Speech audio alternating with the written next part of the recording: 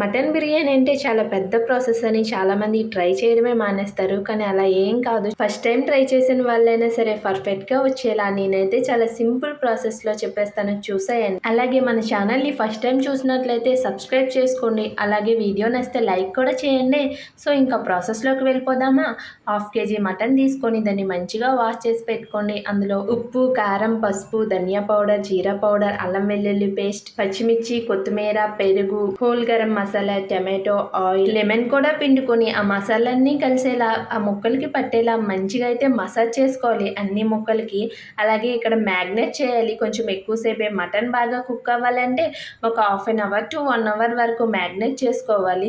ఇంకా మసాలాలన్నీ మిక్స్ చేసేసాక కొంచెం ఫ్రైడ్ ఆనియన్స్ కూడా వేసుకొని మటన్ మంచిగా మ్యాగ్నేట్ అయిపోయాక కుక్కర్లో వేసుకొని పచ్చివాసన అంతా పోయి వాటర్ అంతా బయటకు వచ్చేంత వరకు ఫ్రై చేసుకోండి.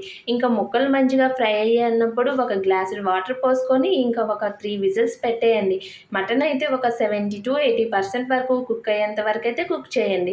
సో ఈలోగా మన మటన్ ఉడుకుతుంది కదా, ఇంకా పక్కనే రైస్ కోసం వాటర్ పెట్టేసి అందులో అల్లం వెల్లుల్లి, పచ్చిమిర్చి, హోల్ గరం మసాలా, ఒక నిమ్మ చెక్క, అలాగే గరం మసాలా, కొంచెం ధనియా పౌడర్, కొత్తిమీర కూడా యాడ్ చేసుకొని వాటర్ అయితే మంచిగా బాయిల్ అయిన తర్వాత మనం ముందుగానే నానబెట్టుకుని ఉంచుకున్న బాస్మతి రైస్ని అయితే అందులో వేసేయాలి. సో ఇంకా రైస్ అయితే 70-80% ఉడికిన తర్వాత అయితే ఇంకా మటన్ పైన వేసేసి మ్యాగ్నేట్ చేసేయడమే. మటన్ అయితే గ్రేవీతోనే దమ్ పెట్టేయండి, ఎందుకంటే మటన్ ఇంకా బాగా కుక్ అవుతుంది అలా గ్రేవీ ఉంచడం వల్ల. సో ఇంకా మటన్ పైన అయితే రైస్ వేసుకొని దానిపైన ఫుడ్ కలర్ అనేది మీ ఆప్షనల్. సో నేనైతే కొంచెం ఫుడ్ కలర్, అలాగే మటన్ గ్రేవీ, కొంచెం నెయ్యి, ఫ్రైడ్ ఆనియన్స్, అలాగే కొత్తిమీర కూడా యాడ్ చేసుకొని ఇంకా 20-30 మినిట్స్ మీడియం టు లో ఫ్లేమ్లో పెట్టేసి దమ్ పెట్టేశాను. మన బిర్యానీ అయితే దమ్ అవుతుంది. కానీ ఒక విషయం చెప్పేయండి, మీకు చికెన్ దమ్ బిర్యానీ ఇష్టమా, మటన్ దమ్ బిర్యానీ ఇష్టమా? నాకైతే చికెన్ దమ్ బిర్యానీ ఇష్టం.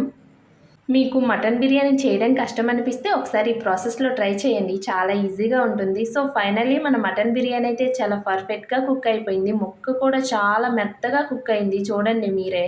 పట్టుకుంటే విరిగిపోతుంది అంత మెత్తగా ఉంది. సో మీకు పర్ఫెక్ట్గా మటన్ బిర్యానీ కావాలంటే ఒక్కసారి ఈ ప్రాసెస్లో ట్రై చేసేయండి, చాలా ఈజీగా ఉంటుంది. అలాగే టేస్ట్ కూడా చాలా బాగుంటుంది. మీలో ఎంతమందికి మటన్లో వచ్చే మూలిగంటే ఇష్టం? నాకైతే చాలా ఇష్టం, చాలా టేస్టీగా ఉంటుంది కదా. సో వీడియో నచ్చితే సబ్స్క్రైబ్ చేసుకోవచ్చు కదా.